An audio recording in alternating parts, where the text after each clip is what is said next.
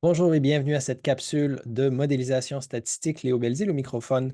Euh, on va parler ensemble de géométrie des moindres carrés ordinaires. Donc, c'est un sujet qui est un peu plus technique, plus mathématique. Et le but de la démonstration, de la présentation aujourd'hui, ce n'est pas que vous vous empêtrez dans les formules, mais c'est plutôt de voir c'est quoi les conséquences de cette géométrie-là et comment ça peut nous servir plus tard pour créer des diagnostics. Ok? Donc, je vais introduire des quantités qui serviront plus tard dans le cours. Avant de débuter, revenons, si vous le voulez bien, sur l'équation initiale de notre modèle. Donc, je suppose que les données, ok, si vous voulez, proviennent d'un modèle stochastique, donc elles ont été générées de manière aléatoire, et j'ai supposé qu'elles avaient la structure suivante dans mon modèle linéaire. Il y a une moyenne pour chaque observation qui dépend uniquement d'un vecteur de coefficient bêta de longueur P plus 1. OK? Donc, j'ai une matrice de modèle de taille n par P plus 1 qui contient les observations. Chaque ligne correspond à une observation en particulier. J'ai une colonne qui est l'ordonnée à l'origine et j'ai P variables explicatives. Si je les mets donc je fais une concaténation de ce vecteur et de cette matrice-là. J'obtiens n par p plus 1. J'ai le vecteur donc des bêta qui est inconnu. Et je suppose évidemment que les observations ne sont pas exactement égales au modèle. Si elles l'étaient, il n'y aurait pas d'incertitude, il n'y aurait pas de statistique. Donc, je vais ajouter un terme d'aléa et je vais supposer que la moyenne de mes aléas est 0 et qu'ils ont une variance commune de sigma carré. OK? Donc, ils ont la même variabilité, ils sont indépendants et la décomposition que j'ai est additive. OK? Ce sont des postulats qu'on pourra vérifier par la suite. Une fois que vous avez les modèles, vous allez ajuster le modèle, vous allez estimer les coefficients et vous allez avoir une deuxième décomposition qui n'est pas identique. OK? Donc, la réalisation que vous obtenez, en fait, qui n'est plus aléatoire. Donc, vous avez le vecteur d'observation, on va le décomposer de la manière suivante, valeur ajustée et résidu. Et le but de cette capsule, c'est de regarder c'est quoi les propriétés de ces valeurs ajustées et de ces résidus qui pourraient nous servir pour vérifier la qualité du modèle et la validité du modèle. Petite digression d'algèbre linéaire. OK, donc quand vous écrivez x fois bêta, je l'ai dit en classe, mais les bêtas, c'est simplement des poids. OK, donc vous prenez une observation, OK, donc un vecteur petit xi, vous multipliez les poids et vous avez une combinaison linéaire, une pondération des observations, et ça vous donne la moyenne de la ligne i. OK? Donc, si on regarde ça, toutes les observations à la fois, OK? Donc, la matrice du modèle grand X ici, OK? Donc, cette matrice-là, c'est une matrice n par p plus 1. Vous multipliez par n'importe quel coefficient, OK? N'importe quel vecteur de coefficient, et vous obtenez une colonne. Et si vous faites varier le coefficient, ben, vous obtenez, ça engendre un espace, sous-espace vectoriel. Et c'est ce qu'on appelle en anglais le span. Donc, le S, la cursive S va me servir à dénoter ça et c'est pour vous montrer un peu quoi ça a l'air une représentation géométrique. Donc, je peux reprendre mes valeurs ajustées. Donc, j'ai dit, c'est quoi les valeurs ajustées? Ben, c'est tout simplement la matrice de mon modèle fois mon estimateur des moyennes carrées ordinaires. Et si j'écris au long la formule pour l'estimateur des moyennes carrées ordinaires, donc bêta chapeau, c'est x transposé x inverse, x transposé y, je mets ça, je prémultiplie par x. Qu'est-ce que j'obtiens? Ben, j'obtiens euh, ici cette expression, donc tout ce qui est en fonction de x, je vais appeler ça h de x, qu'on appelle parfois la matrice chapeau. Okay? Donc, j'ai cette matrice de projection fois y. Pourquoi on l'appelle la matrice chapeau? Ben, parce que quand vous appliquez ça à y, ça met un chapeau sur y. Okay? Voilà. Donc, quand vous regardez x, h de x, vous allez, donc c'est une matrice de projection orthogonale, donc ça a des propriétés particulières. Celles qui nous intéressent sont les suivantes. Donc, h de x est une matrice, vous pouvez le regarder, qui est symétrique. Okay? Donc, si vous prenez le transposé, vous allez voir que la matrice est symétrique. C'est une matrice de projection, donc si je multiplie la matrice par elle-même, je recouvre la matrice. Si je multiplie h de x par x, je recouvre x. OK? Donc, vraiment, la projection, c'est au sens, si vous prenez un vecteur et que vous avez un plan X, ça va trouver une combinaison, ça va vous donner la combinaison linéaire la plus près. C'est une matrice qui a le rang, donc P plus 1, qui est le nombre de colonnes. Je suppose que mes colonnes sont linéairement indépendantes les unes des autres. Donc, pourquoi je vous introduis ça? Donc, la notion, donc, la projection orthogonale, je vous la montre dans un instant. Cette matrice H de X-là, la matrice chapeau, elle joue un rôle important dans les formules, dans les calculs, dans les quantités qu'on va voir. Il va toujours y avoir des éléments de cette matrice-là qui ressortent. Donc, comprendre c'est quoi la matrice, ce n'est pas nécessaire, mais vous allez voir qu'il y a des éléments de la matrice qui me permettent de déterminer certaines propriétés de mon ajustement. Donc, évidemment, on est dans un espace n-dimensionnel. Donc, si vous avez 1000 observations, je suis en dimension 1000. Et là, si j'ai P plus une variable explicative, j'ai 10 variables explicatives, par exemple. OK, l'espace engendré est un hyperplan de dimension P plus 1. Alors, on va faire simple. C'est la même chose. Imaginez ça en dimension 2, 3, OK, donc en 3D. Et puis, généraliser à dimension n et dimension P plus 1, c'est la même rengaine. OK. Donc, première chose, je vous ai dit, j'ai deux décompositions. J'ai x bêta, qui est la vraie moyenne, plus epsilon. Et si je représente chaque colonne comme un vecteur colonne et que je représente ça dans l'espace, vous avez le vrai x bêta, qui est une combinaison des bêta, okay, donc, est dans le plan en gris engendré par les colonnes de x, mais ce n'est pas nécessairement la valeur que je vais recouvrir, okay, parce qu'il y a de l'incertitude, parce qu'il y a du bruit, etc. Je vais ajuster mon modèle. Donc, au lieu d'avoir x bêta, je vais avoir x bêta chapeau, qui est le y chapeau ici, qui est la valeur ajustée. Et qu'est-ce que je fais? En fait, vous prenez votre vecteur et quand vous regardez, y chapeau, c'est la projection orthogonale. Si vous voulez, c'est l'ombre du vecteur sur ce plan-là. Et comme c'est l'ombre, en fait, je minimise la somme du carré des distances. Donc, je fais une projection orthogonale.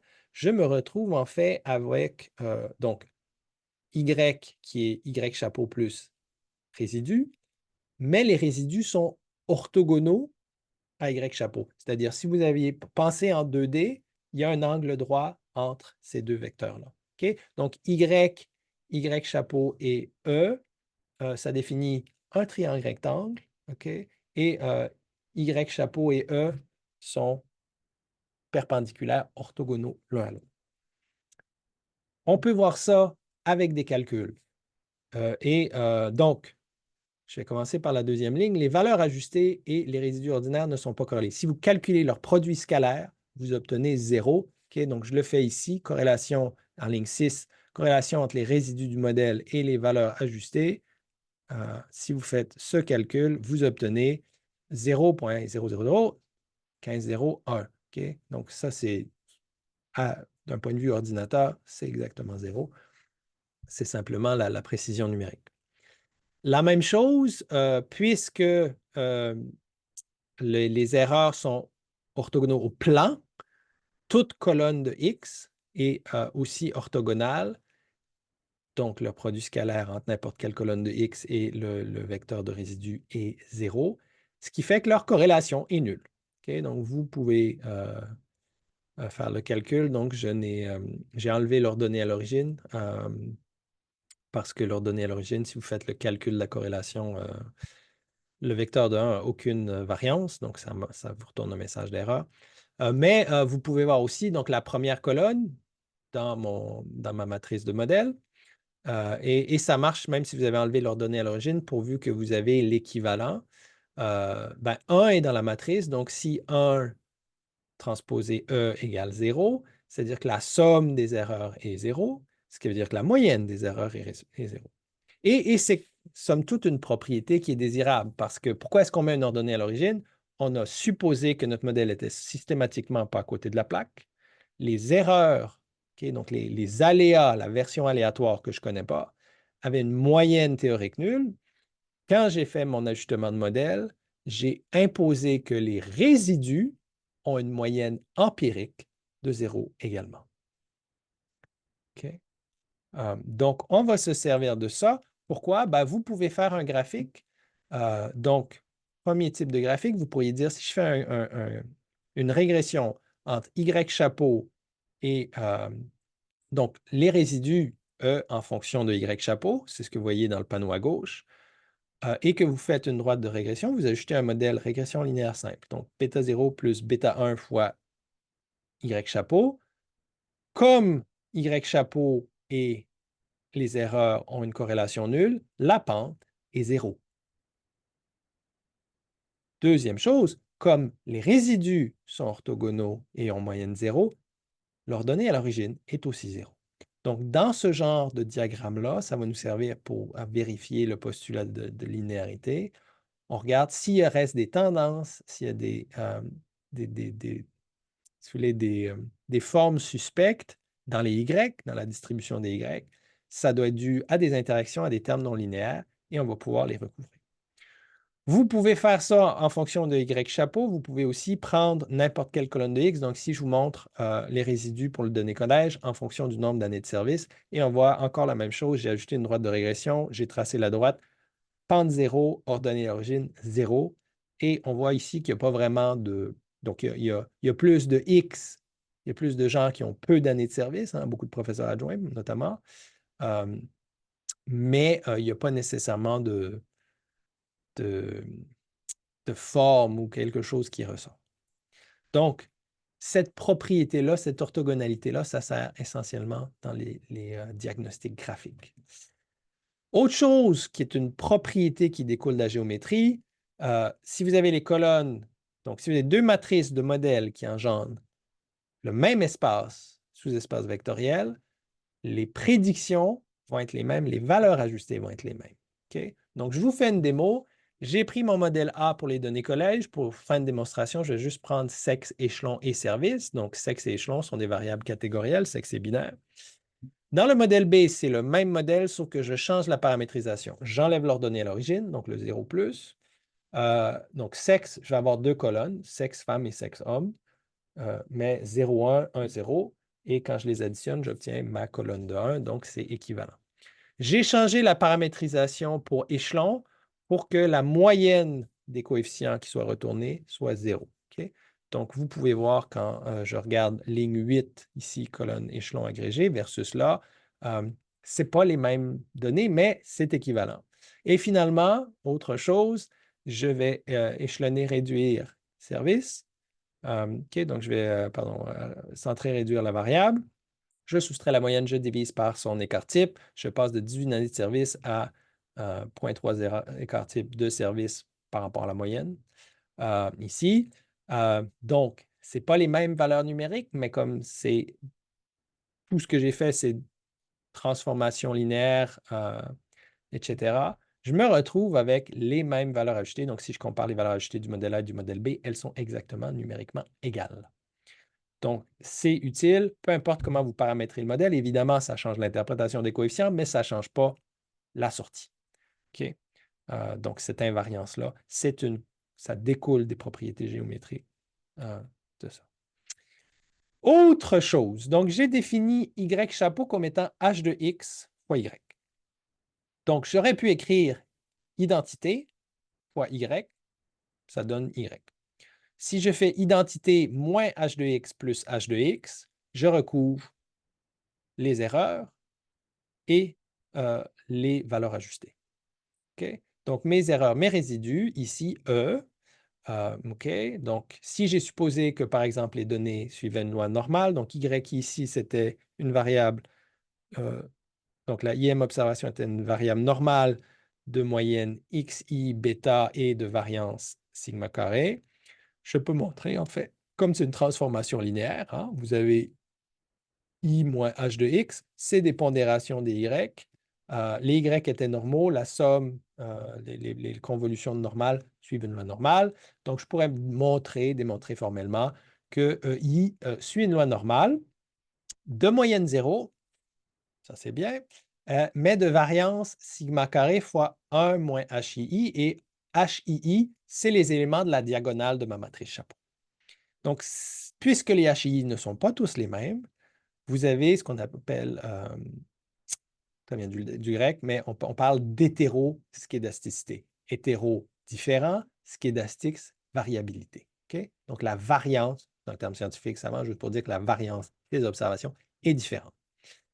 Donc, ces résidus-là ont une variance différente. C'est problématique pour certaines validations. Donc, si vous dites, moi, je veux faire un diagramme des résidus pour voir est-ce que la variance est différente, ben, naturellement, les résidus ont des variances différentes.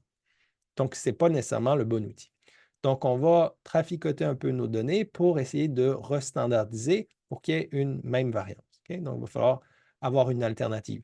Les résidus qu'on dit ordinaires, les E que j'ai utilisés jusqu'à maintenant, sont orthogonaux. Donc, ça, c'est bien pour certains diagnostics, mais ils n'ont pas la même variance, c'est moins bien pour autre chose. Autre propriété géométrique, I moins H de X est une matrice de rang, donc c'est une matrice de projection aussi. Son rang, c'est n moins le nombre de paramètres pour estimer la moyenne. Donc ici, n moins p moins 1. J'ai une colonne d'ordonnée à l'origine, p variable explicative. Et donc, comme c'est une matrice de rang n moins p, j'ai des relations de dépendance linéaire dans les observations. Et vous pouvez en fait calculer explicitement la covariance entre deux termes d'erreur, deux résidus ordinaires, c'est moins sigma carré HIJ, okay? Et typiquement HIJ. Donc, identité, c'est une matrice diagonale, mais voilà, vous avez ça. Donc, je me retrouve un peu le bec à l'eau. Donc, qu'est-ce que je vais faire? Première idée que je pourrais penser, ben, je vais estimer, donc j'ai cette formule-là, je dis sigma carré 1 moins HII, ben, qu'est-ce que je vais faire? Je vais diviser par, donc je vais calculer EI, je soustrais sa moyenne 0, donc EI, divisé par sigma sur racine carrée de 1 moins HI. Et là, l'affaire est dans le sac. Okay? Presque, parce que sigma carré, si je l'estime avec mon estimateur usuel sans biais, en fait, j'introduis une dépendance, parce que si vous regardez la définition de S carré, c'est la somme des carrés des résidus ordinaires. Et EI apparaît dans cette définition-là. Donc, j'introduis de la dépendance entre mon numérateur et mon dénominateur. Ce n'est pas idéal. Qu'est-ce qu'on va faire plutôt? Ben, on va utiliser un estimateur. Donc, l'idée, c'est que vous avez un échantillon aléatoire. Là, la seule dépendance que j'ai, c'est entre EI et les autres. Donc, qu'est-ce que je vais faire? Ce n'est pas ce que vous faites numériquement, mais conceptuellement, ce que vous faites, ben, vous faites une régression en enlevant la ligne I. Okay? Il vous reste n moins une observation, ça vous donne une estimation de la variance et vous utilisez ça pour standardiser. Vous devez faire ça pour chaque observation. Rassurez-vous, vous n'avez pas besoin de faire n régressions linéaires pour ajuster le modèle. Il y a une formule magique et cette formule magique-là est en termes de votre estimation de la variance que vous aviez déjà, le terme d'erreur que vous aviez déjà et le fameux HII qui provient de ma matrice. De la matrice de projection, la fameuse matrice chapeau. Donc, vous remplacez le S carré habituel par S carré sans le I. Le moins I, ça veut dire j'ai estimé le modèle sans le I. Et là, l'affaire est dans le sac. EI donc, S carré ne dépendra pas de EI. Et là, je vais diviser par ça. Donc, je vais définir ce qu'on appelle des résidus standardisés externes. Quoi faire simple? Comme étant EI moins la moyenne divisé par leur estimation de leur écart type. Okay? Et là, tadam, j'obtiens quelque chose. Ils ne sont toujours pas indépendants, parce que j'ai toujours ces relations linéaires, mais au moins, ils ont tous la même loi marginale. Et cette loi marginale-là, elle est connue. Si les données étaient normales, ces données-là devraient être student n-p-2.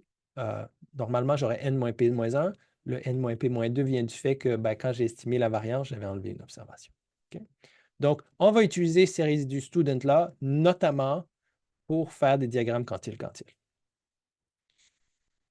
Autre chose, on revient à mes fameux ingrédients. OK? Donc, je prends ma matrice de projection, je calcule les éléments de la diagonale, les fameux HII, et je vais leur donner un nom, je vais les appeler les leviers des observations. Pourquoi? Parce que quand vous calculez, donc, Y chapeau, c'est H de X fois Y. Et si vous pensez à quel est l'effet sur la prédiction de l'observation I, de cette même observation. Okay? Donc, je calcule l'effet, la dérivée partielle de YI chapeau par rapport à YI. Ça revient à extraire. Okay? Donc, YI chapeau, je peux l'exprimer comme une combinaison linéaire. Donc, H, c'est un vecteur, fois Y, j'ai des poids. Si je dérive par rapport à la composante I, j'obtiens l'élément de la diagonale, HII. OK? Donc, HII, propriété, encore une fois, de matrice de projection orthogonale, blablabla. Les valeurs de la diagonale sont entre 1 sur le nombre d'observations et, non, 1 sur n, et 1 qui est le maximum. Plus HII est grand, plus ça impacte l'estimation. Okay? Donc, puisque c'est une matrice de projection orthogonale, la somme des éléments de la diagonale, donc les HI, la somme des HI donne P plus 1, c'est le rang de la matrice. Et dans un bon devis, on a une observation, la somme donne P plus 1. Chaque point a en moyenne un poids de P plus 1 sur N. OK? Si une observation a un effet, un levier qui est très élevé, ça veut dire que, si vous voulez, cette observation-là tire la droite de son côté pour qu'elle passe plus près de l'observation. Et si le point est vraiment très, très éloigné, il va tirer la couverture tout à lui. Okay? Donc, ça peut être problématique. Donc, les points qui ont un effet de levier important, comme je disais, levier égale combinaison. Typiquement, c'est des combinaisons inhabituelles des variables explicatives. Les valeurs de X sont inhabituelles. Okay? Et ce n'est pas nécessairement les valeurs de X sont inhabituelles dans le sens, donc, si vous avez juste une variable, vous pourriez dire, ben, toutes les données de X sont là, puis là, j'ai un point qui a un effet de levier parce qu'il est très, très loin du lot. C'est possible. Mais même dans le cas multidimensionnel, des fois, c'est juste, par exemple, les données collège, quel point pourrait avoir un effet de levier? Ben, si j'avais eu un professeur adjoint qui a 60 années de service, ce n'est pas le cas, mais ça, ce serait une combinaison inhabituelle. Donc, le modèle va essayer d'estimer l'effet de l'un et de l'autre. OK? Donc, des fois, ces combinaisons-là vont avoir un effet de levier très important. Si je veux garantir que je recouvre une estimation qui est de convergence, c'est-à-dire éventuellement, je vais obtenir le bon modèle puis mon estimation va être fiable, il ne faut pas qu'aucune observation ne domine outrageusement l'ajustement. Okay? Donc, j'ai besoin d'avoir une espèce de convergence uniforme. Donc, tous les HII doivent avoir quelque chose. Donc, à mesure que n augmente, leur poids respectif doit diminuer de manière uniforme. Donc, il n'y a aucun point qui, encore une fois, domine l'ajustement et qui continue à le dominer. Okay? Juste pour faire la distinction, donc, des fois, vous allez dire oui, peut-être, est-ce que, en fait, j'ai un problème avec, est-ce qu'un point qui est une valeur, donc, quelque chose qui a un HI très élevé, c'est une valeur aberrante, c'est deux choses distinctes. Une valeur qui a un effet levier important, on va dire que c'est une valeur influente. Par exemple, dans le panneau de droite ici, le point que vous voyez est une valeur influente parce qu'il est très loin des autres. Et donc, il guide la droite vers lui parce que on essaie d'estimer la relation linéaire et puis il n'y a pas de données dans l'intervalle 10 et plus, sauf ce point-là. Donc, ça, c'est une valeur qui est très influente. Est-ce qu'elle est aberrante? Non. Parce que quand vous regardez l'incertitude qu'il y a autour de la droite, donc même si je pensais que j'extrapole cette relation-là, je m'attendrais à ce qu'il y ait une certaine dispersion, une certaine incertitude. J'ai vu qu'un point, donc il n'est pas particulièrement aberrant. À l'inverse, le point que vous voyez ici est une valeur aberrante. Il ne coïncide pas du tout avec le reste de la relation. OK? Donc, comment est-ce qu'on va faire pour déterminer si un effet levier? Une règle du pouce, c'est de dire 2 fois la moyenne attendue. Okay? Donc, si HI est plus grand que 2 fois le nombre d'observations sur N, qui est la moyenne, si tout le monde avait la même poids. Donc, si j'ai une valeur aberrante, mais qu'elle est une combinaison de X que j'ai observée, vous voyez, ça affecte presque pas la pente. Donc, ça, ce n'est pas trop problématique. Ici, j'ai ajusté la droite. Ce point a un effet de levier important. Encore une fois, la valeur simulée est pas mal réaliste, ce n'est pas grave.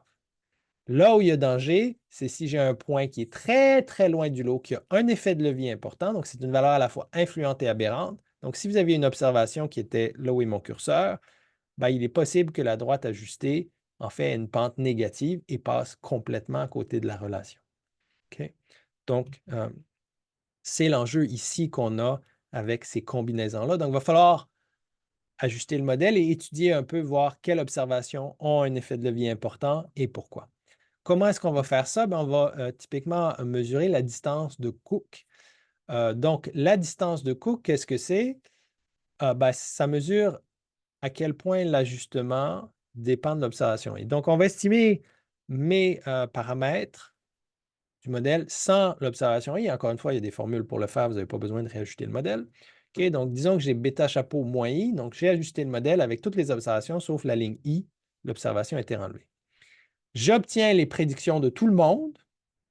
OK, avec ça. Donc, ça, c'est les prédictions, y compris pour l'observation YI que j'ai enlevée. Donc, j'obtiens un vecteur de longueur n. Et là, je vais calculer la somme du carré des différences entre les prédictions avec I et du modèle sans I. Et je repondère ça pour avoir quelque chose qui est standardisé.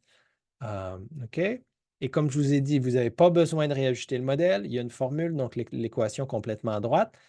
Et ça vous dit quoi? Ben, donc, l'effet sur les prédictions, la variabilité des prédictions de par le retrait de la ligne I, vous pouvez l'exprimer comme l'erreur student au carré fois l'effet levier divisé par 1 moins l'effet levier.